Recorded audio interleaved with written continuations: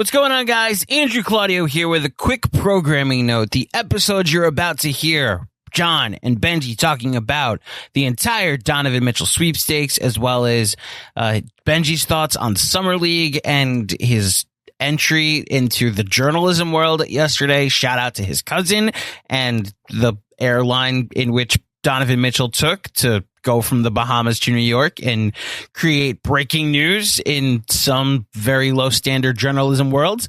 It's a good one. I think you'll enjoy it.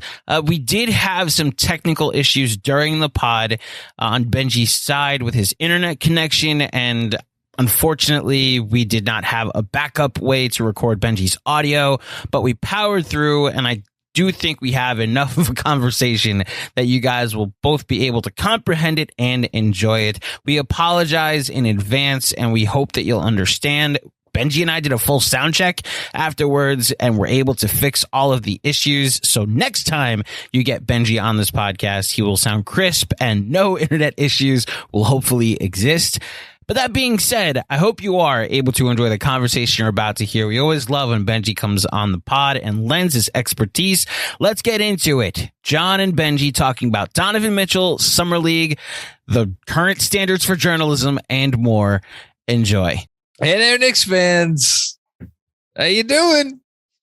It's your boy, Jonathan Macri, with you for another episode of the Knicks Film School podcast. Coming at you amidst. Can never say that word properly.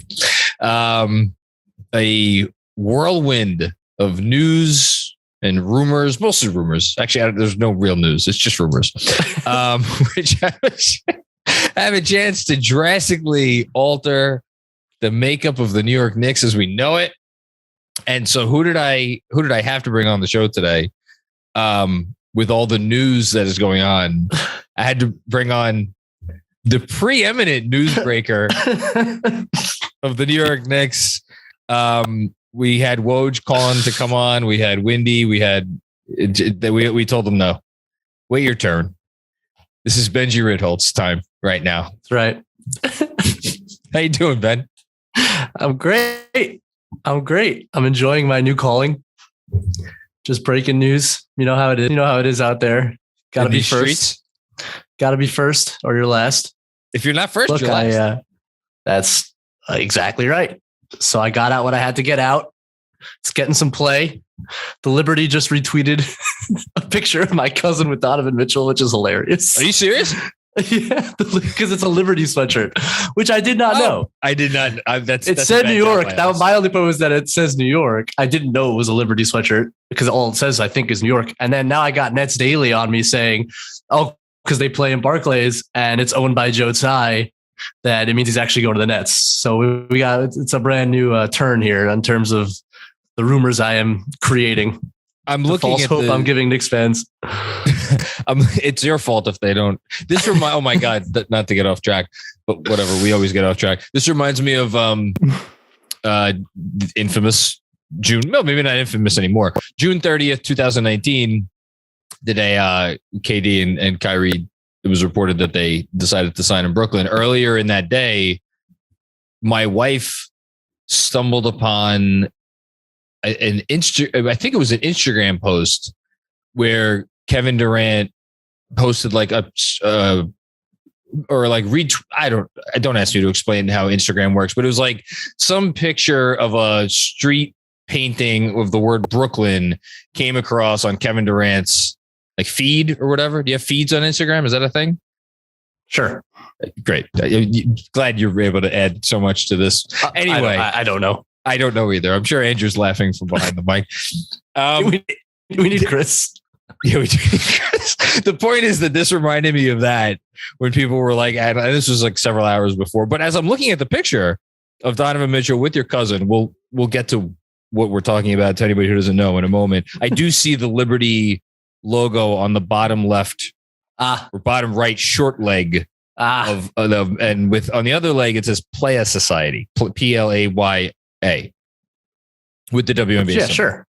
Oh, wow. Okay. So look, again, I'm not a reporter. So that's my disclaimer. I by trade, see, one who is a reporter, actually look at the sweatshirt he's wearing and dissect this information. I failed to do so on several counts. And I'm sorry to the Knicks fans. This actually means he's going to the Nets. There's no question anymore. Straight to the Nets. I'm more concerned. What kind of a lawyer are you that you just missed this hard-hitting evidence? Staring right now. That's a heavy question, John. And we're not getting into that. So for anybody we've carried this on long enough. For anybody who doesn't know, so your cousin was on a plane. Shout out Avi Cohen. I should say his name. Great Avi guy. Cohen, the best. Handsome gentleman wearing a nice. Indeed. I forget the brand name, but nice collared shirt there. So, and you corrected this. They were actually on a plane together coming back from where? The Bahamas. Oh, very nice. I just assumed Vegas because that's where everybody is. And my cousin has been to Vegas before at Summer League. So I thought that's where they were. Then he corrected me. Again, my great reporting skills. He corrected me. He said, no, we were at the Bahamas.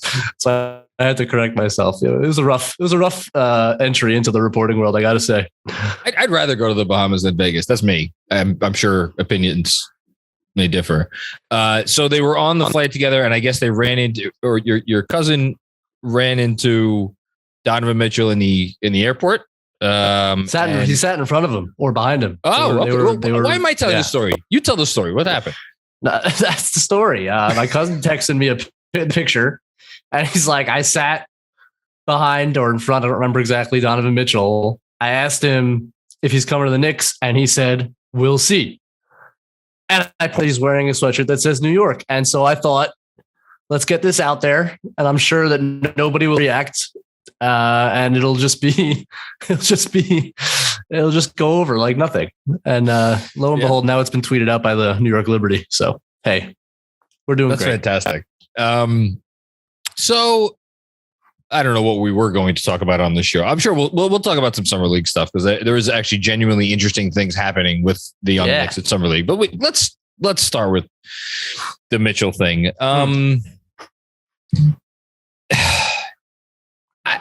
I don't even know if we talk. Like, where do you stand on this? Do you want Donovan Mitchell on the Knicks?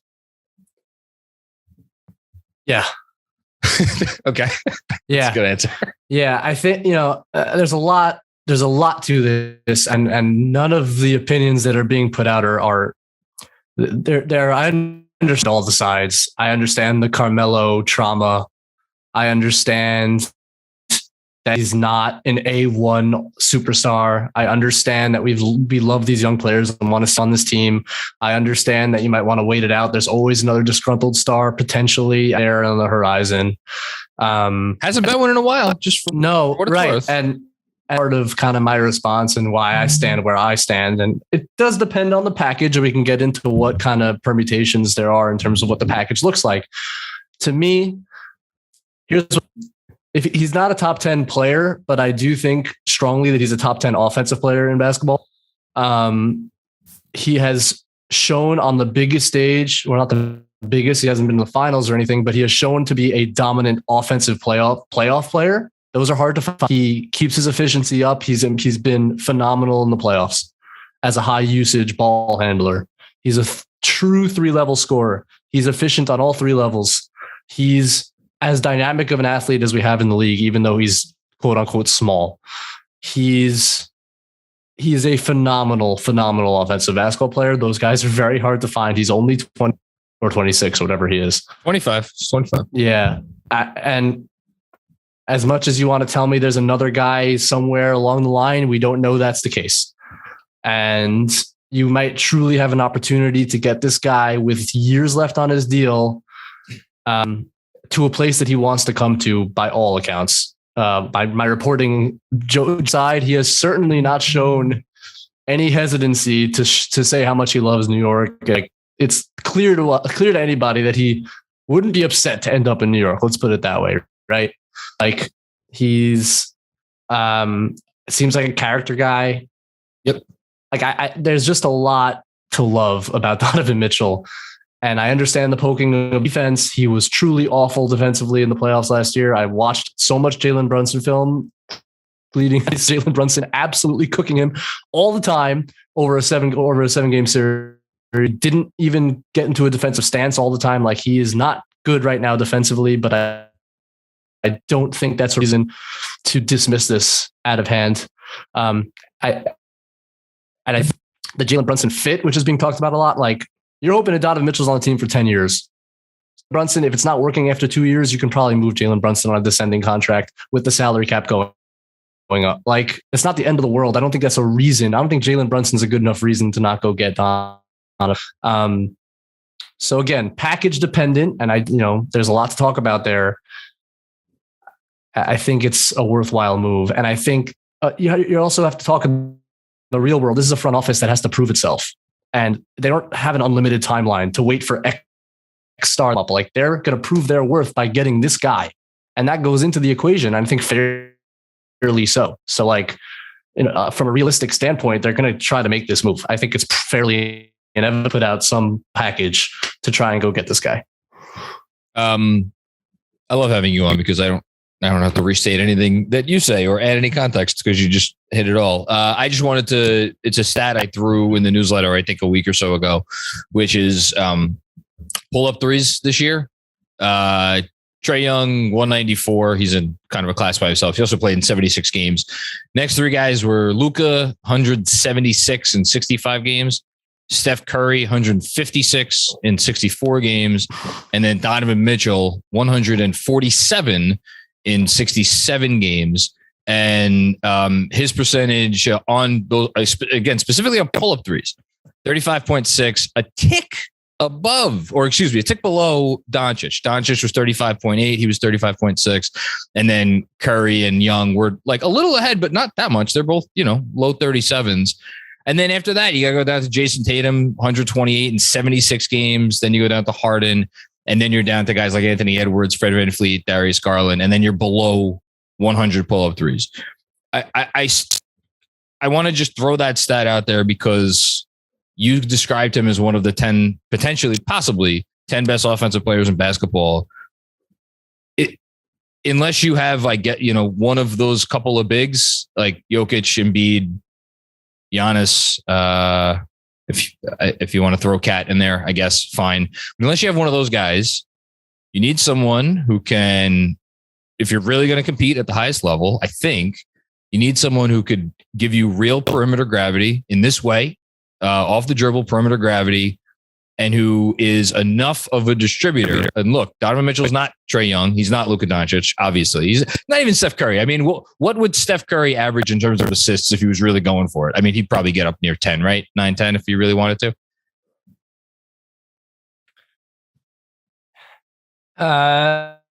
It's such a, I don't think assists really captures the Steph thing because so much of it is secondary assists, and they trap him so often and the ball goes to that high post area and then the ball sprays out from there. So I don't know the answer to that question, but I do know that like Steph's passing, not necessarily because he's a better passer on drives, just because of the attention he creates, it becomes an elite playmaker from that.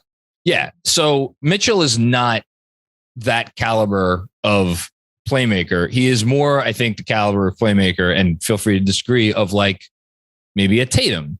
And the advantage that Tatum has over Donovan Mitchell, which is why Tatum is obviously a more valuable player than Donovan Mitchell, is Tatum is a big wing and can defend as such, whereas Donovan Mitchell is a smaller guard, which is what gets you into the conversation of, okay, is he a top 15 player? Is he a top 20 player as opposed to a top 10 player? But I do think the point stands. From an offensive standpoint, he's in the conversation for the top 10. And like you said, you sitting at home listening to this right now, make your list. Make your list of the top 15 offensive players in the sport in terms of like the guys. Like, you need one of these guys to win a championship. Where's the other one that's going to become available? Who's going to be? How are you going to get him? Where is that? I rack my brain about this stuff all the time. And that's why I think for as much as it is good and healthy to get into the weeds on the Brunson conversation, the fit and the cost of getting Mitchell, which we'll get into right now, the notion that you should just dismiss this out of hand, that to me is ludicrous. Because I don't personally believe that you should. No, you shouldn't. And not only because it's not a good idea because Mitchell's that good, but also because it's going to hang around. This conversation is not going anywhere. Like, and the Knicks, I promise you, are interested, and they're thinking about this more than we are, and thinking about what they're going to offer.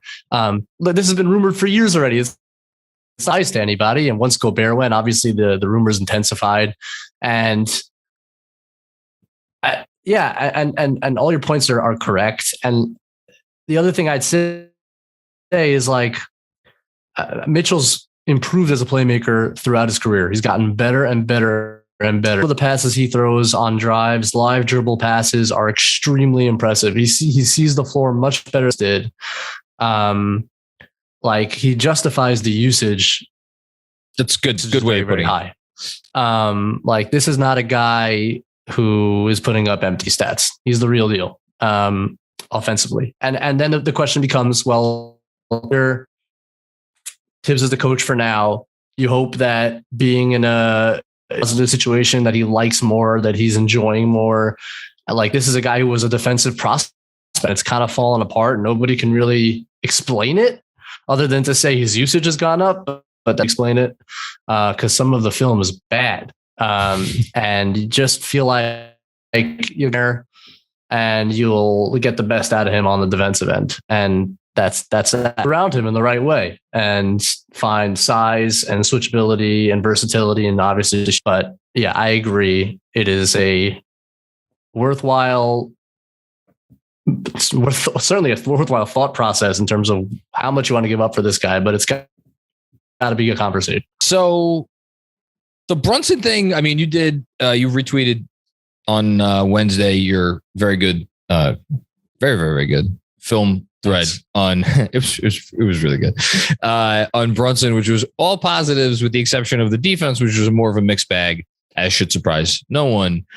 I don't know. I'm the biggest Tibbs fan in the world, and I think he possesses magic wands and just can wizard his way around defensive issues. Perhaps that opinion is somewhat informed by the fact that the Knicks did have the 4th ranked defense a year ago, or a little bit more than a year ago now. And there were not a lot of great defenders on that team.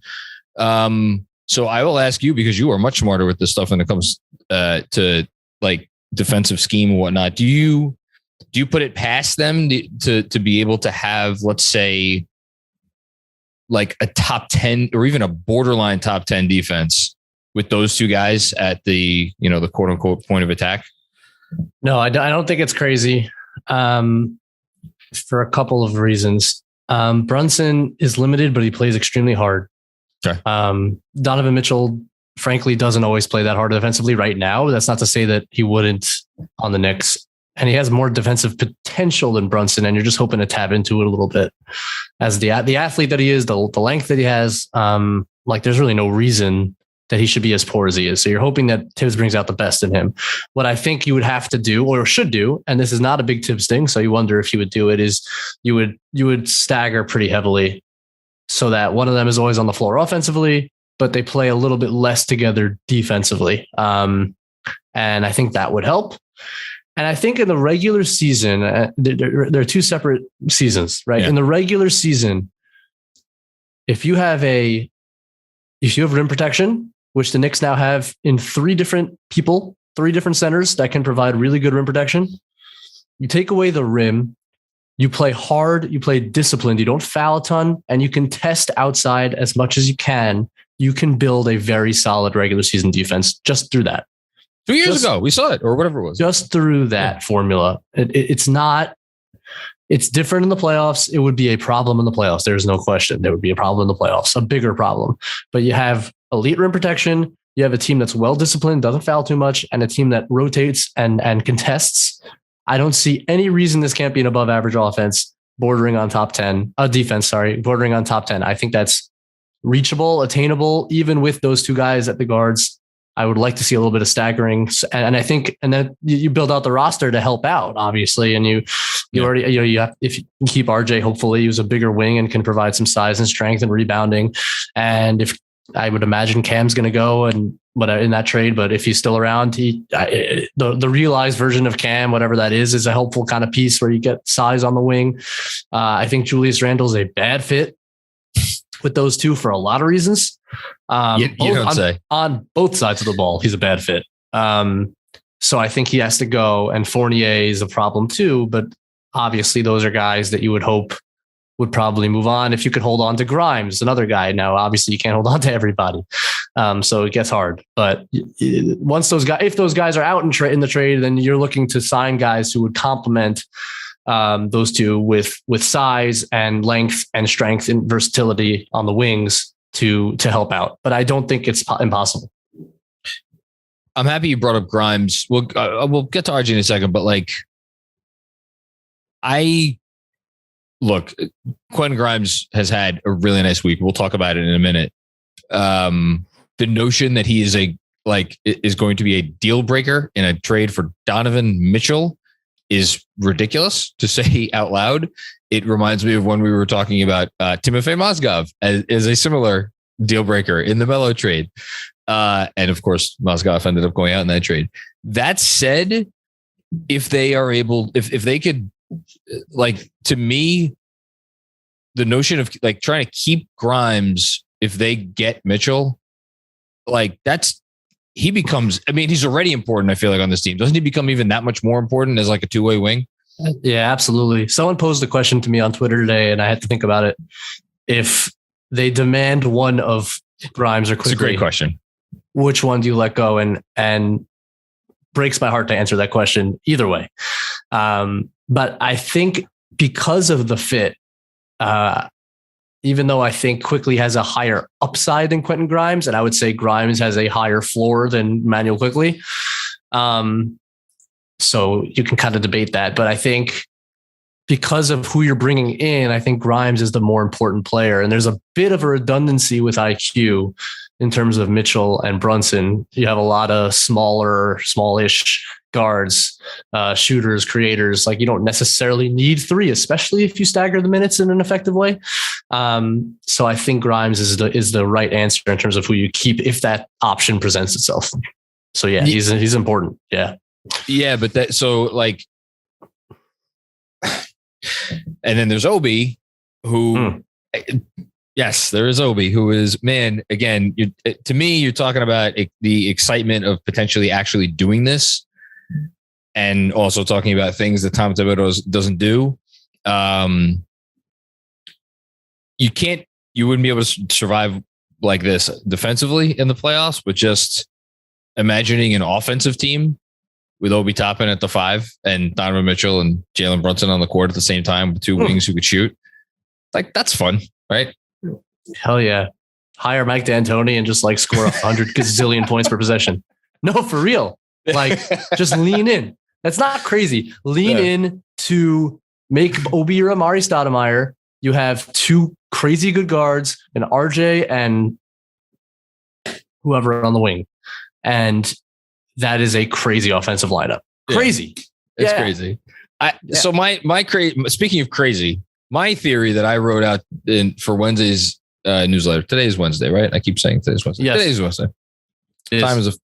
Can confirm. You're the reporter. So. Exactly right. I'm the authority.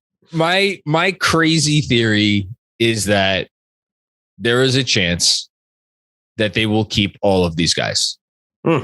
Grimes, Obi, and Quickly. And the reason that I think there is a chance that they could keep all of these guys is because I think the pick package that they will send to the Jazz for Donovan Mitchell will be the largest package of draft equity ever sent out in a trade in NBA history.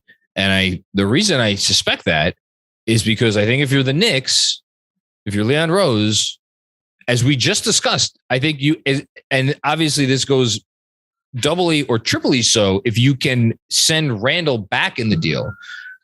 You want to keep Obi, you want to keep Grimes, and like, is Quickly the most quote unquote expendable out of those three, even though we all love Quickly and we don't think he's expendable? Like, yeah, probably. And yet he's like good friends with Donovan Mitchell by all accounts. And like, the front office clearly loves the guy, and he does have that certain something like that. Like, it is clearly they've tied their wagon to his horse. So I think they will give Danny Ainge what he really wants, which is a whole lot of future unprotected Knicks draft equity. And in return, they're going to be like, but you're going to take back the salary that we want you to take back. And you're going to take back the young players that we want you to take back. And I think that's going to be like Cam and Deuce and Rokas, basically those guys. Yeah. No, I don't think that's crazy, especially because I don't know who the other shooters are. It's not. I know you wrote about this in your a really great newsletter today. Like, who can put up a better offer than the Knicks draft equity? Like, no one has that blue chipper plus draft equity that would beat the Knicks offer. The teams that do have it are not interested right now in getting Donovan Mitchell. Right? Exactly. So it's like Memphis. If Memphis was willing to put Des Bane on the table, maybe that's a real conversation changer because they have all of their draft equity. But I love Des Bane, but Des Bane is not like Des Bane is a really good role player. He's like the best version of Quentin Grimes. Yeah. Right. Like, that's not a future star. So how about this? Let's imagine if Patrick Williams, instead of playing like a dozen games last year and having like a 10 usage rate, took a step forward into the theoretical like version of what we thought Patrick, like that sort of, but also not so good as to be off the table in a Donovan. Like, that's the thing, is there isn't, like, is Kuminga that guy? And again, I don't think the Warriors are going to be interested in Donovan Mitchell. Yeah, Kuminga's closer to that guy. And he's closer to that guy. It depends how, mileage may vary on what you think Jonathan Kuminga can be, but there's a lot of enticing attributes there. I like him. Look, if the Warriors wanted to get involved, that's interesting. Jordan Poole. They have a lot of young talent. That's interesting. But in general, like the teams that the teams that you hear don't necessarily have the player / draft capital. And then the teams that have the boatload of draft capital, AKA the Thunder and the Rockets. Yeah. They're more interested in Wembayama right now than they are in Donovan Mitchell. Like, they're looking to tank another year. Even Detroit probably is not really interested in that at the moment. So there, in that sense, the Knicks do have a little bit of leverage if Donovan really wants out. And like, that's an interesting dynamic that'll go back and forth. Is like, surprisingly, there's not like going to be a tremendous sweepstakes here like you might think. And that's an interesting element to the conversation. I completely agree with you, which is why I didn't even bother writing about like, should the Knicks include RJ Barrett on this? It's not happening. The Knicks are not including RJ Barrett. And like, again, why do you hate RJ Barrett, Benjy? Like, are we sure? Are we sure Danny Ainge is dying to pay RJ Barrett upwards of $30 million a year for the next 4 years? Maybe he is. I don't know, but he might. There's also a possibility that he may not be dying to do that. Yeah, that's an interesting question. And if they're really going, RJ's probably young enough still where it's not like anti-rebuild to like kind of start with him. But he's a weird player to start with if they're really just kind of cashing in all their chips now. And I guess the opposite, accepting all the chips now. And starting over. So I don't know. I imagine they would ask for RJ, if nothing else, than as kind of an asset play. And I agree though, especially because I don't know, it feels important. I don't know if I can even explain it more than that. It feels really important to keep RJ here and be part of that transformation into a win now team with him, the existing guy, the guy that's been here, being playing a supporting role. It's like, there's something more attractive about it. Something that's, you could sell it. You can sell it. It feels like it's important when you're looking at all these teams that are getting superstars to have at least one guy that was there. That's kind of, the Nets is a great example where it's kind of just like these mercenaries that come in, totally gut the team, and there's no foundation there to kind of like build it out. And I think RJ is really important to that. Obviously the culture and the fit, it's a great fit. You want a guy like RJ next to Donovan Mitchell. So yeah, I do think that, I think RJ is rightfully the breaking point in terms of the package. I'm not sure I can be convinced that there is any other breaking point here. And I guess that's where there's a lot of debate right now. Like I think RJ is the untouchable in this deal. I don't know if there's another one I don't know if there's another one right now. You seem to think that because of where the Knicks are, that maybe they should hold out on the young players. I don't think that there is. I agree with you that no other individual asset, Grimes, Obi, quickly, any one pick, there is no other single breaking point. But the notion that Leon Rose can or should include essentially as much draft equity as he can, and like even two of those guys, two of quickly Grimes or Obi, I think you are bordering on irresponsible. And then that's where the haggling comes in, which is again why I feel like, yeah, might Leon Rose say, okay, well, we'll give you Obi, but we're taking, but the 2027 first, we want, lottery protections on, or the 2020, whatever you throw. Like, whenever you get into that back, again, this is just me guessing out of my rear end. I would imagine whatever takes draft equity or the possibility of unprotected draft equity off the table, Ainge is going to be like, no. We want that. That's the thing that we want. You could keep your Emmanuel quickly. You could keep that's my guess. That's why I've arrived at the point that I've arrived. Right. Yeah. I guess one way to frame it is like, and the way I kind of think about it is obviously whatever you don't have to give up, and the Knicks need to rank, and we can do this exercise, rank the importance of the asset. If you get Mitchell down from between the young players and the draft picks, at what point would you as a Knicks fan be like, that's crazy, we should not have done that? And like, to me, the crazy point is RJ. Before that is not crazy. That said, of course, if they, and because they're in a decent negotiating position, as we discussed, they should try their damnedest to try and hold on to whoever they can hold on to. And it's not crazy to me that they might hold on to those. If at the end of the day, this deal happens, those guys, the young guys are gone, and it would break my heart. I love them all. It would break my heart. I think I walk away from that being like, I cannot believe that we did that. That's insane. We're due. Like, I think you walk away from that and you say, it's a lot. It's kind of crazy, but ultimately we needed to get this guy in the door, and let's build out now. And, it is what it is. But that's kind of where I'm at. I think the reason why it is important for them to keep some of the kids is threefold. One is the one that I think most fans latch onto, is just they're ours, right? Yeah. They're our guys. Like, there is something important to growing with your own.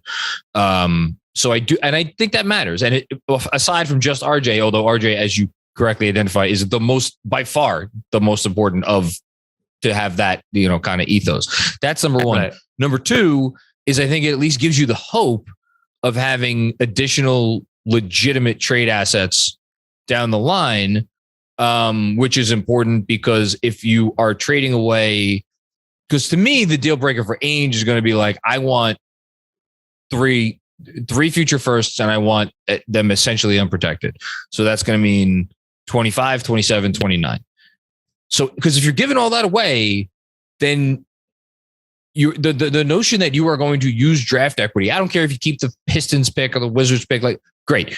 That's not getting you a big time guy. You need to have, at that point, once you've given away that draft equity, you need to have something by way of players to make another trade. And I think we're in agreement that they are, whatever. We don't have to talk about what that trade would be, because one step at a time, but like, they're not there yet. If they make this Mitchell trade, they still need to do another thing, and you need things to trade to do the other thing. And then the third reason is they just need to fill out a competitive roster, which I guess we could talk about that briefly. Like, if it's,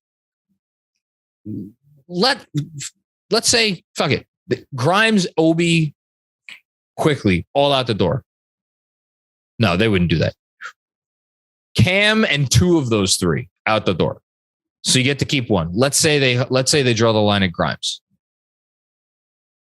or Obi if they send Randall out in the deal. What's left? You got Brunson, you got Mitchell, got RJ. You have a power forward. Let's say they keep either Randall or Obi. You have a whole bunch of centers. Center's not a problem. You have Derrick Rose. No. Center's not an issue. You have Derrick Rose. Yeah. And you might have Fournier if you send out. You can't send out Fournier and Randall because it's too much money. So, but if you send them out and Cam, maybe you take back Mitchell and like Bogdanovich. Like that's a possibility. But you're getting thin. Unless I'm forgetting about some players that the Knicks have. You're pretty thin at that point. You definitely are.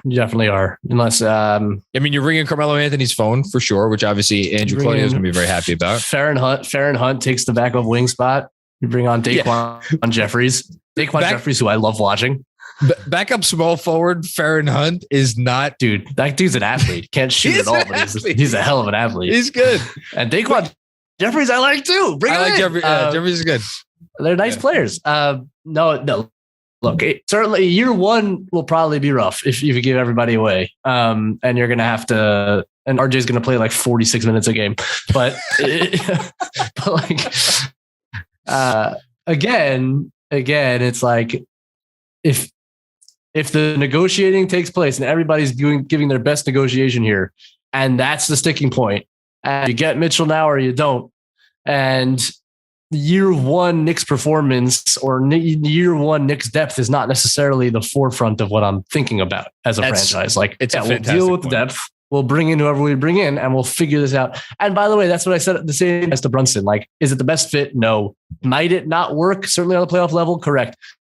Am I deciding Donovan Mitchell? Am I deciding whether to get Donovan Mitchell based on Jalen Brunson? Did I sign Jalen Brunson? Absolutely not. Absolutely not. You get Donovan Mitchell in, and if it doesn't move Brunson in 2 years when his salary is not that crazy, when the cap spikes and is on a descending salary, and he's a player that people are going to want, and you move him for something.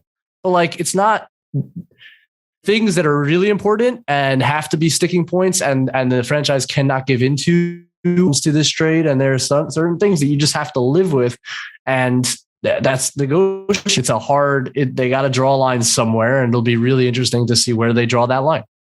Yeah. And like, look, if they actually did really, truly empty the entire cupboard, the how do you get the final piece to the puzzle question, I do think remains, because at that point, you'd almost have to be banking on somehow getting that player in free agency, which even if they traded for Mitchell and kept RJ and had Brunson here, like, and had Mitchell Robinson, like there are still paths to cap space in just a few years, or at the very least, like, you could at least get in on, maybe do a sign and trade or whatever.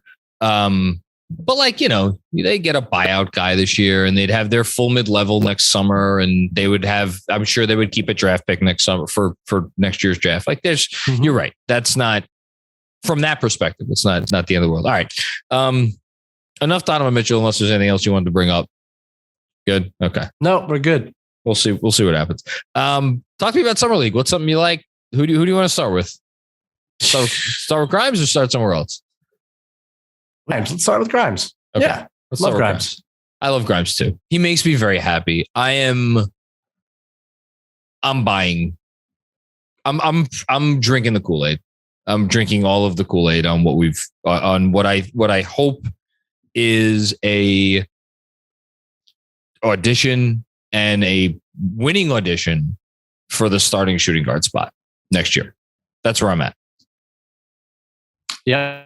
Yep. I hope he starts. I think it's the right move tactically to support Brunson on the defensive end. I think as much spacing as Fournier provides, and I still think his off-ball movement, I think just like the gravity that he now provides as a shooter, I think Grimes will still have to an extent, although I think everyone already knows that he can shoot the rock. But like, Fournier is one of the best shooters in the league. Yeah. And he's one of the best shooters in the league. So like, there's a spacing element that Fournier provides right now that Grimes does not yet. And I still think Fournier is a little bit smoother in terms of his moving around the arc, even like one dribble off DHOs. Like, there's still a little bit of awkwardness that I'm working out. I know he's shown some really interesting passing chops that are exciting I like that he's experimenting with that stuff. He's thrown some great ones. I know this dates back to his high school days when he was more. There's still, to me, a little bit of awkwardness once a couple dribbles go down. Where like I'm not like buying Grimes as running several pick and rolls a night. No, yet. But I love the progression. I love that there's no such thing as a contest when it comes to Quentin Grimes because he jumps so high, he releases so high. Yep. He's attacking closeouts. The decision making is quick. He's moving. He's going and once he's attacking those closeouts, and it's like a progression. Desmond Bane or with Cam Johnson, like these guys that really came in more with the 3-and-D reputation, slowly built out their games to where they're attacking closeouts, making that first pass. Now a few pick and roll opportunities when they're in there. Like that's the progression of these guys in the best case scenario.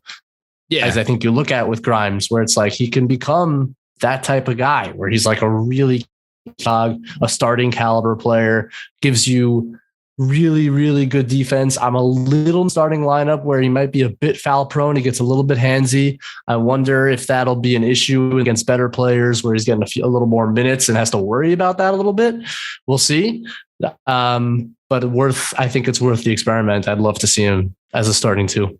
I'm happy you mentioned Desmond Bane because when I spoke to Ben Perkins, who has been training Quentin since he was in 7th grade, he brought up two names in terms of guys who he brought up two names unsolicited in our conversation. One was Klay Thompson as like the obvious ceiling. Like, yes, obviously this is what we shoot for.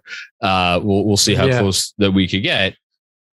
And we'll whether Klay Thompson, in my opinion, is one of the top 75 players ever, but so that's pretty lofty goals. And the other one is Desmond Bane.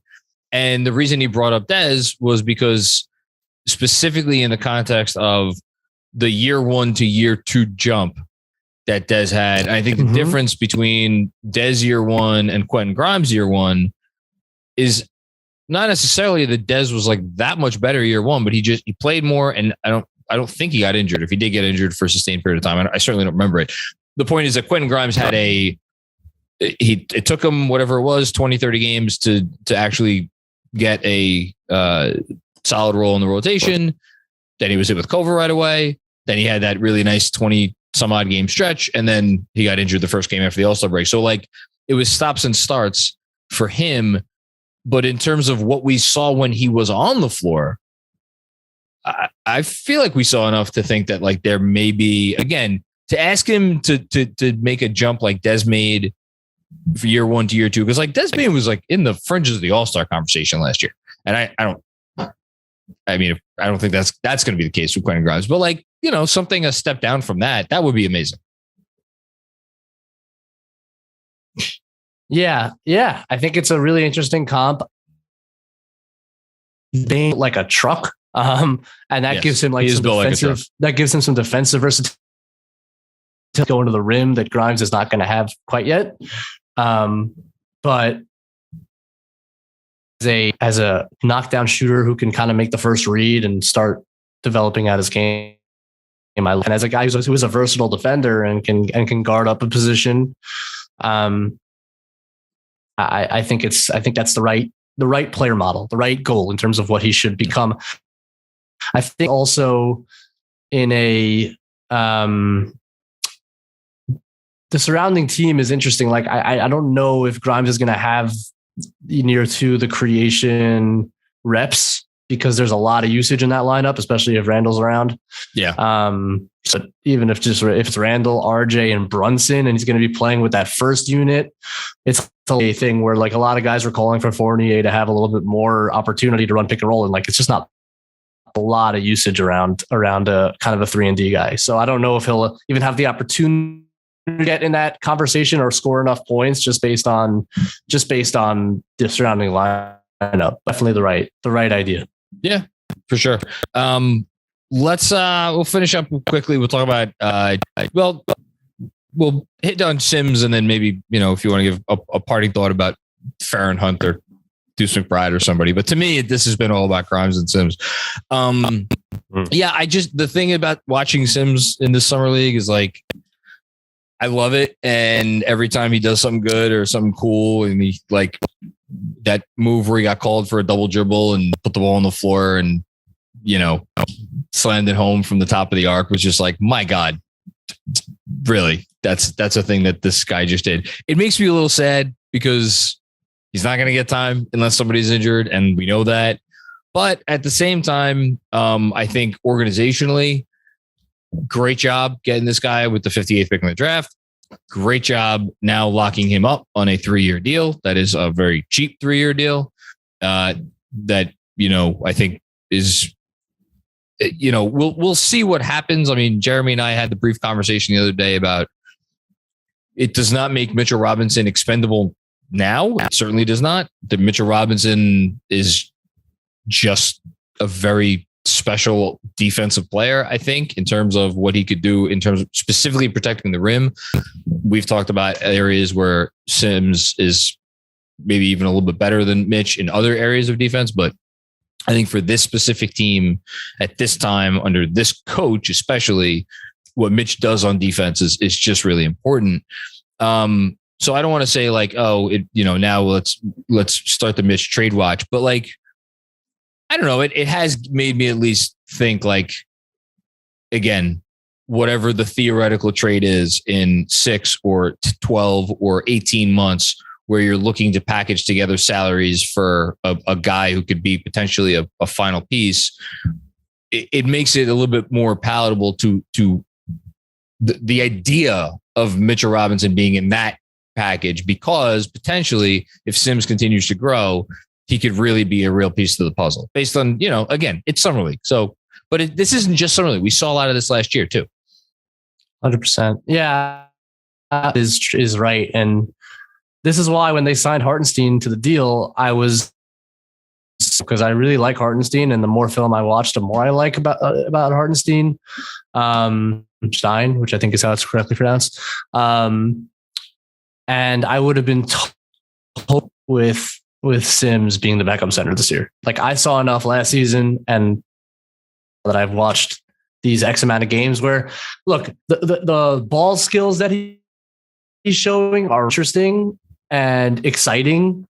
I don't think they'll translate right away to the real games. No. I don't think he's going to be asked to do those things. I think if he does them but this is what Summer League is for a guy like him. It's to like try to expand a little bit, get a little more comfortable with these things every year until you're able to break them out in a game. And those things are real and important. But the things that do translate, and that you're seeing even better now in Summer League than he was during the regular season, is like the defensive versatility, ridiculous athleticism as a lob threat. Yeah. And as a rim protector, like, that's what stuns me about. I know he was an older player. I think that if more than anything was the reason, like, barely getting drafted, like, that is right now one of the top athletes in the NBA. There are not many players in the National Basketball Association that jump like that. Yeah. He's that special of an athlete. No. And in regards to you were saying about why he got drafted when he got drafted, like, he came in as a top 50, fairly certain, a top 50, maybe it was a top 60 prospect before his freshman year. This is not a guy who was like off the radar, because he was always, and it's crazy. He experienced some injuries. Basically, I think every year he was at Texas until his senior year. But by that point, he's a senior. So it's like, so the draft stock drops. Right. Yeah.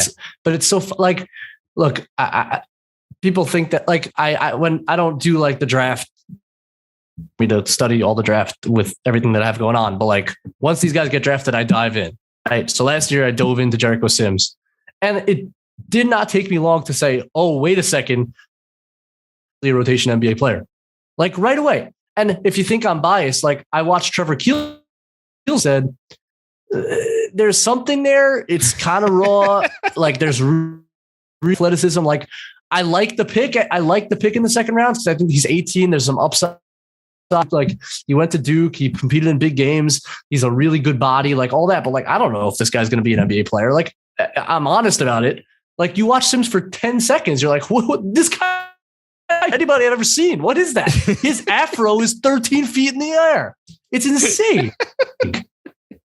That stuff is real, and it's not, and he uses it well. Like, it's not like he's just like he gets it. The timing's gotten better. He can take a dribble and make a pass. He can guard on switches. No, I haven't seen one time where he switched in summer league and he's gotten cooked. It just hasn't happened. Yeah, and he switched pretty liberally. I love Munson. And he switched pretty liberally. And he's doing a great job. So like that stuff's real. Like, yeah, Sims, he is. And whether he gets to play this year, I don't know. Mitch will not play 82 games. So I was about to say, like, he's going to play. We don't know how much. And there'll be foul. And Mitch will get into foul trouble. And he'll play in those contexts. Like Taj, look, Taj got plenty of playing time in the last 2 years as the third big. So I think it's great. I love how the Knicks use summer league. I think that like organizationally, I think they're really smart and still their culture. You see the way these guys play defense.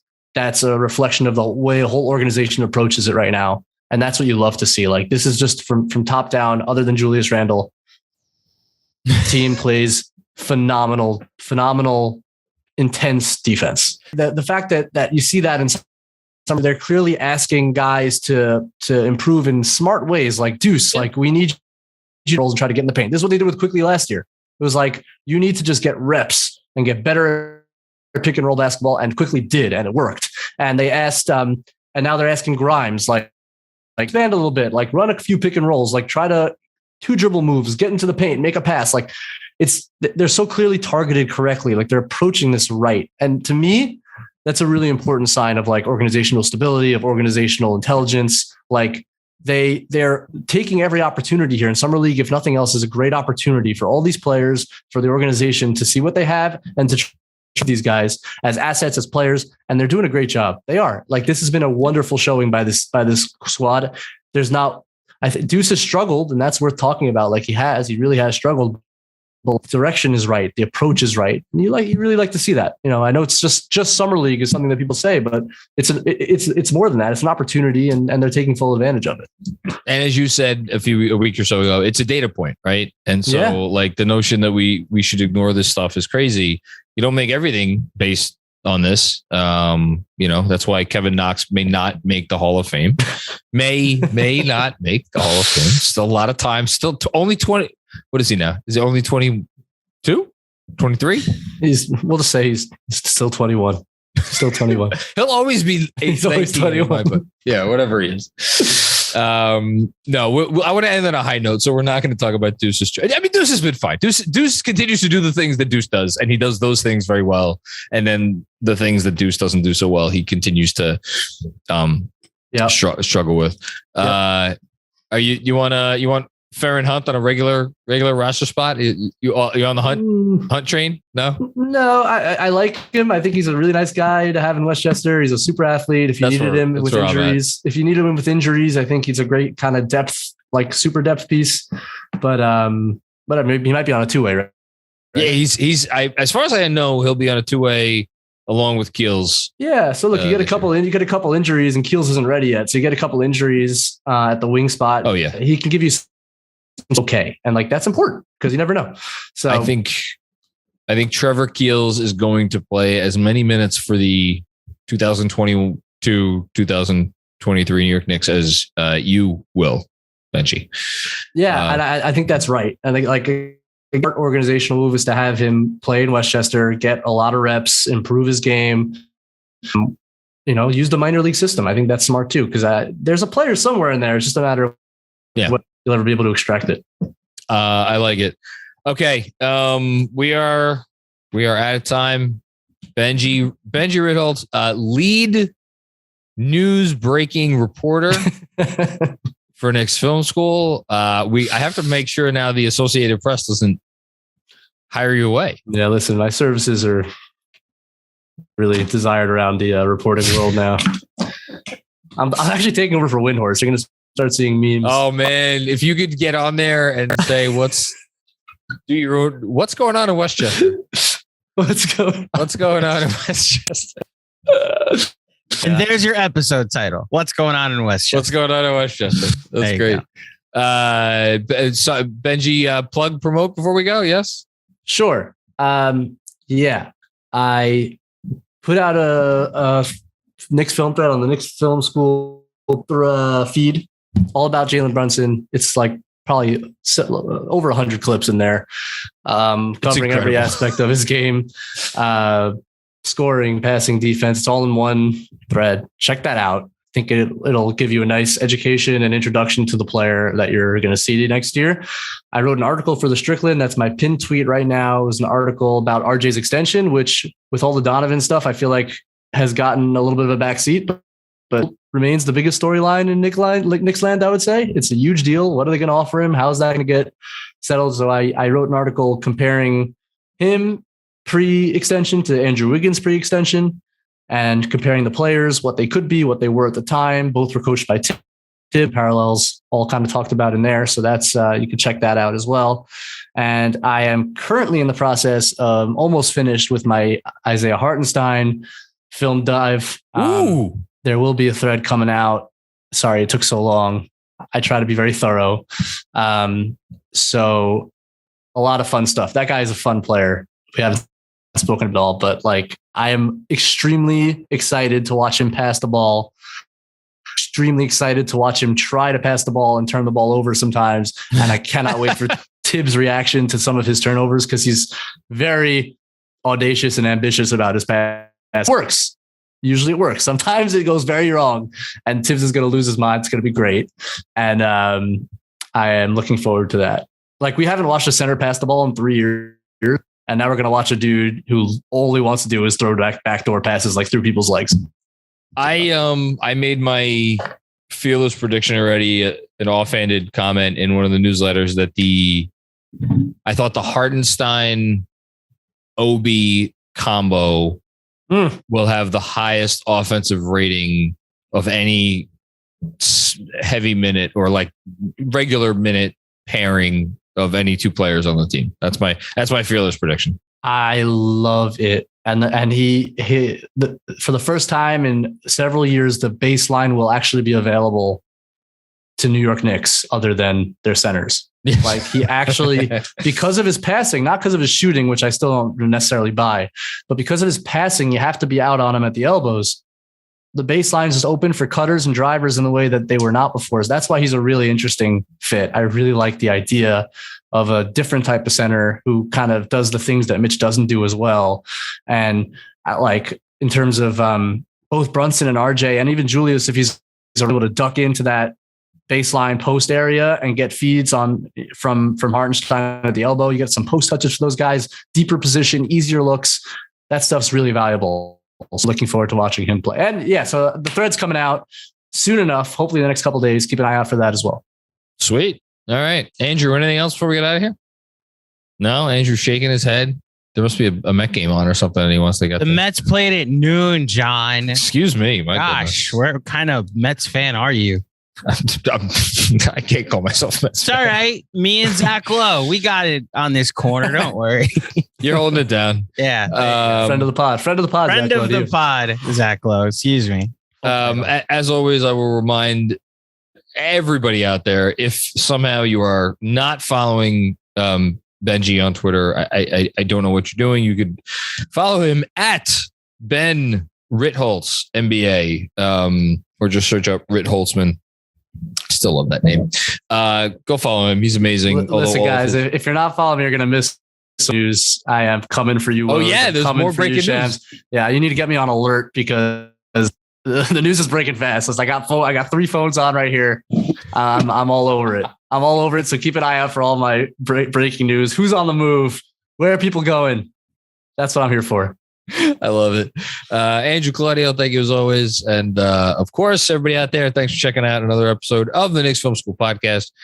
We will be back at you. The next thing dropping on your feed, what video just opened on my phone, will be the post game.